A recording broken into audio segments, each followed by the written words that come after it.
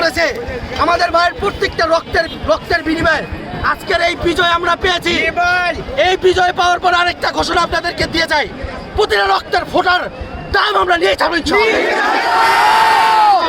আগামীর বাংলাদেশ যুব সমাজের বাংলাদেশ, আগামীর বাংলাদেশ ইসলামের বাংলাদেশ,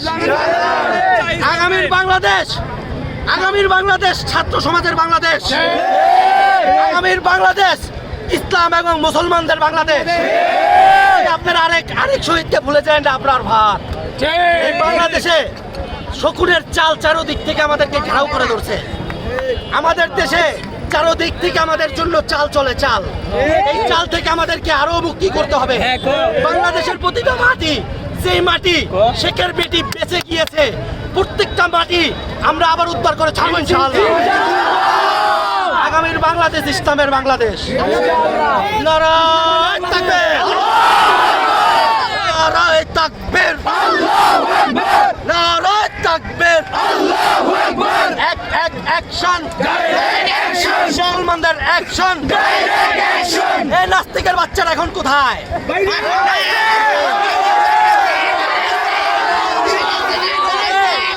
এই নাস্তিকের বাচ্চারা যারা কূটনৈতিক নাস্তিকদের পা চাটা গোলামগুলো এখন কোথায়? এখন বললে তোর বাবার আসছে, আয়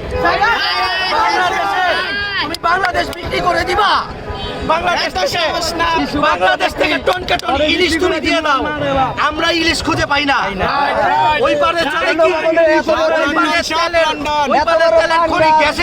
গ্যাসের বোতল 400 টাকায়, আর আমাদের দেশে 1600 টাকা।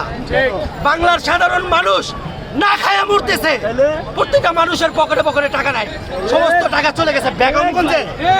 বেগমগঞ্জ থেকে ওদের প্রত্যেককে ধরে নিয়ে আসা হবে, ওদেরকে ইন্টারপোলের মাধ্যমে কাউয়া খাদের কি দেয় হস্তা চোখে,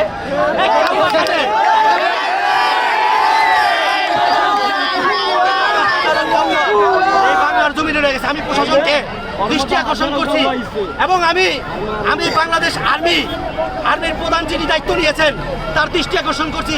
আমার ছাত্র ভাই যাদেরকে ধরে রাখা হয়েছে অনতিবিলম্বে, দেশ যেহেতু বিজয় হয়েছে, আপনারা তাদেরকে ছেড়ে দেন, নচেত জেলের তালা ভেঙে আমরা তাদেরকে।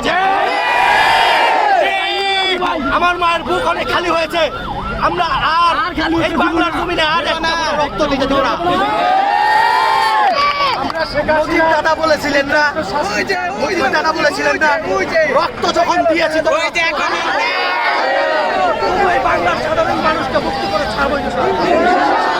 এখন স্লোগান হবে নারায়ে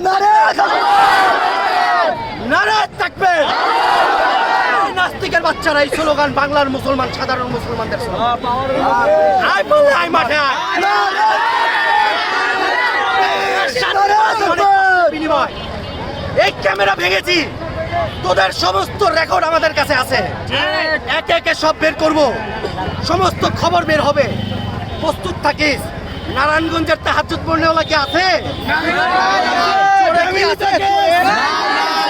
শামীম চোরাই নাই, সেখানেই পাবেন এক একটা খুনিদেরকে মাটির তল থেকে গেলেও। আল্লাহর নবী বলছে না, ইহুদিরা যদি গাছের পিছনে পলায় তাদেরকে ধরে নিয়ে আসতে হবে। এই শয়তানদেরকে যেখানে পাবেন ওখান থেকেই আমার ভাইয়ের রক্তে রঞ্জিত প্রতিশোধ আপনারা গড়ে তুলবেন ইনশাআল্লাহ। নারায়ে তাকবীর, নারায়ে তাকবীর।